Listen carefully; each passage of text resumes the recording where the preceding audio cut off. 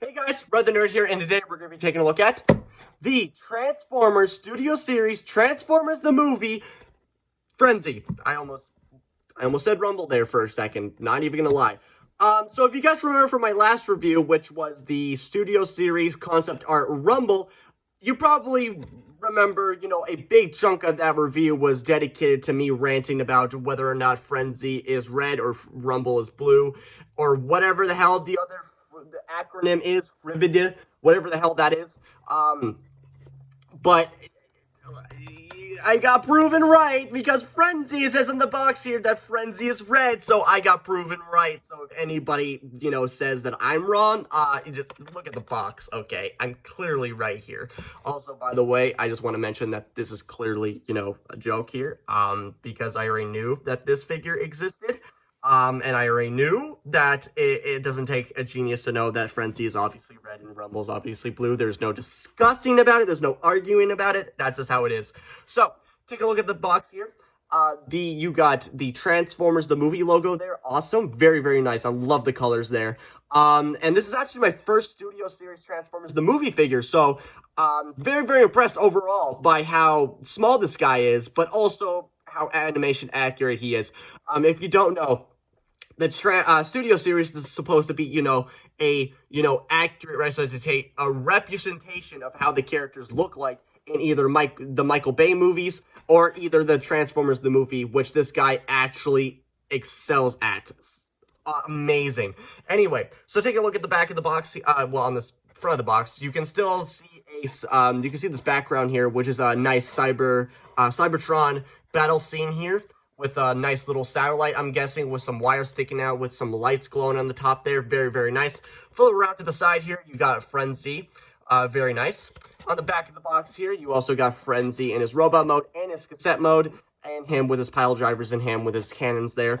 Flip around to the side of the box yet again, you can also see some lovely artwork of Frenzy there as well.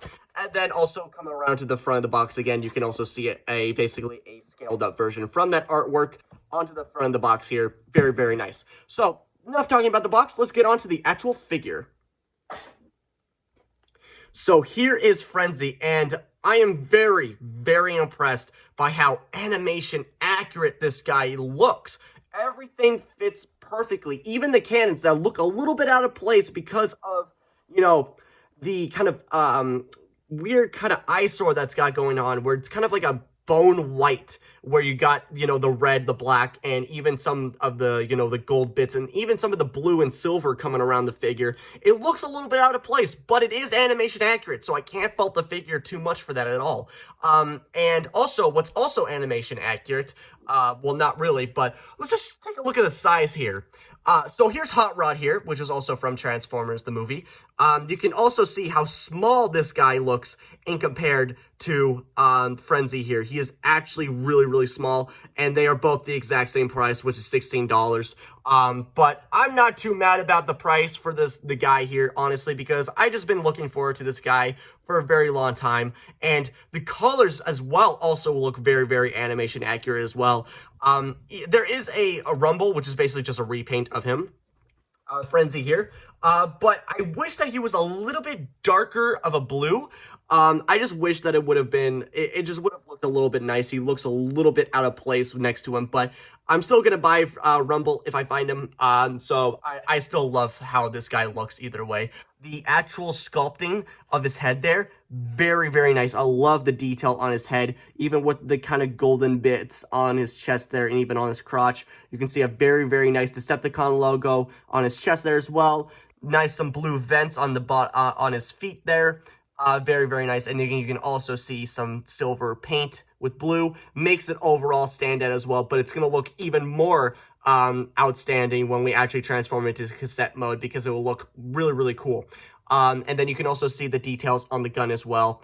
And speaking of the guns here, I'm just going to take one off, because as soon as I pop one off, the other one falls off. So you can actually, since he doesn't have any actual, holes in his wrist there, because they are really, really small, you can just plug it into his arm there. And this is also accurate to the show as well, because he can also detach his blasters and actually hold them.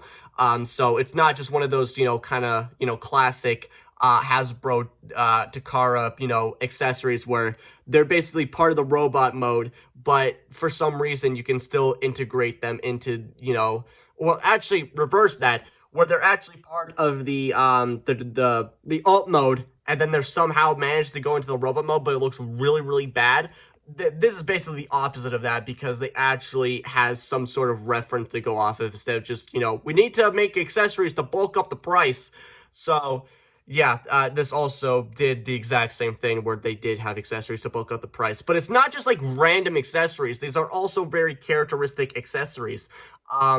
So, before we get into the pile drivers here, I know I was just talking about accessories a little bit, but I want to get to the articulation here. The articulation is not something, spectacular for the size of him. It's just kind of basic with a lot of ball joints and a lot of hinge joints. But Rumble actually has a lot more articulation than Frenzy here, mostly because that Rumble actually transforms into a cube, where this guy just transforms into a flat, rectangle. So take a look at the actual articulation.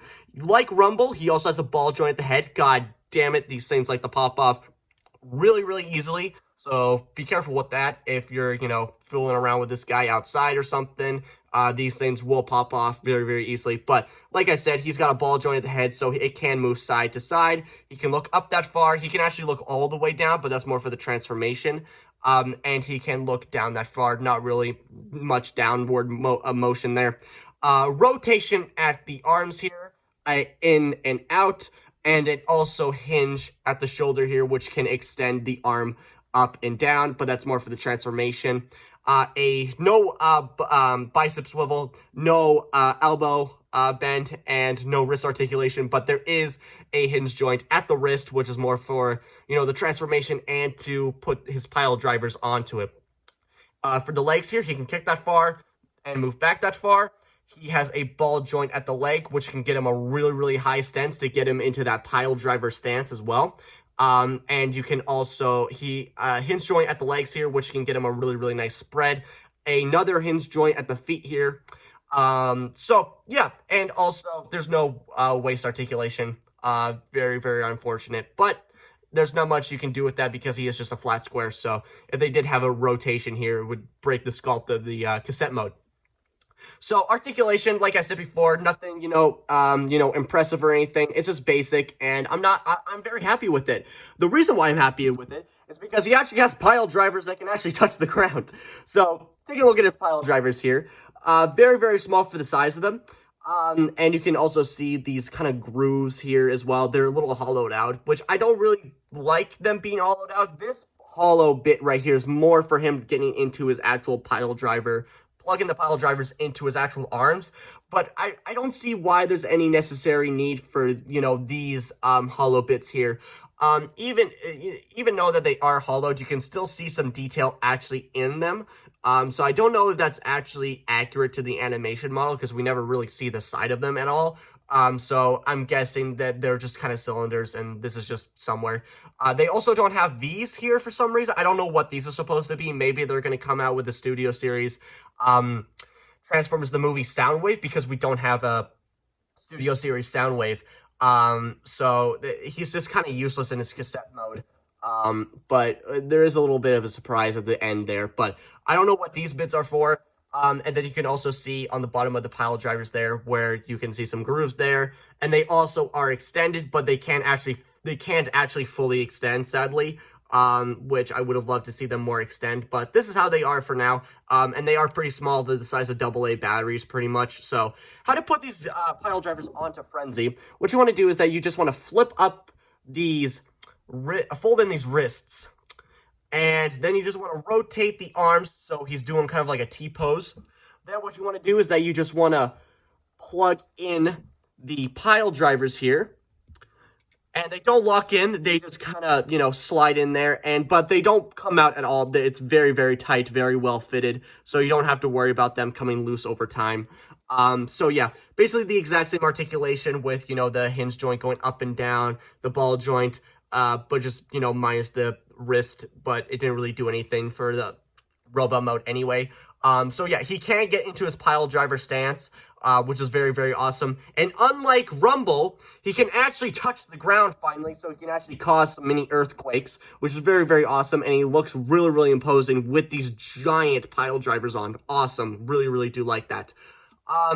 So taking a look at his transformation. So very, very simple transformation. So what you want to do is that you just want to remove these pile drivers here and the back cannons here, because they don't really, need any use in cassette mode, because you can't really store them anywhere. So just put them to a side, so they basically are just parts forming.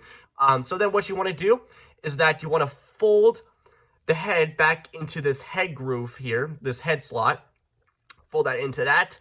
Then what you want to do is that you want to fold in, kind of rotate these arms here, and then kind of make sure that these extend with that hinge joint, and make sure that these arms are kind of folded into a Y shape here. Then what you want to do is that you want to flip up his feet, rotate the legs like so they're facing outward. Then you want to bend the legs like so, and then kind of flip around to the back here. You can see this indent here in this groove.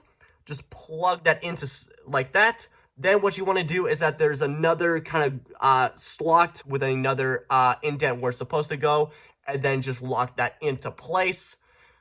And here you have Frenzy in his cassette mode. Very, very impressive overall, especially with the colors. I love how the black and the blue and the silver and the red contrast with each other very, very nicely. Awesome. I really do like that. And he is very small. This is him in his compact form. And the fact that you can get into basically a well-proportioned Autobot, I almost said Autobot mode, robot mode, into basically a flat rectangle, which is very, very awesome as well. And even if with these like giant 3D bits, they basically compact very, very well with each other, except when they, kind of on tab with each other. But overall, fits very, very nicely. I'm very impressed. What's also what I'm really impressed by is that these little kind of screws here, which usually you'll see a lot of screws on, up modes and everything like that. But these screws are actually in the center of where, the actual kind of circle bits on the cassette would actually be, which I find awesome. I think that's a really great way of actually engineering, the actual screws to make the figure actually work and transform and everything, to actually integrate them into the actual mode itself, which I find awesome. I think it's also really impressive that they actually did that as well. So like I mentioned before, that you do have a Rumble to go along with this guy here.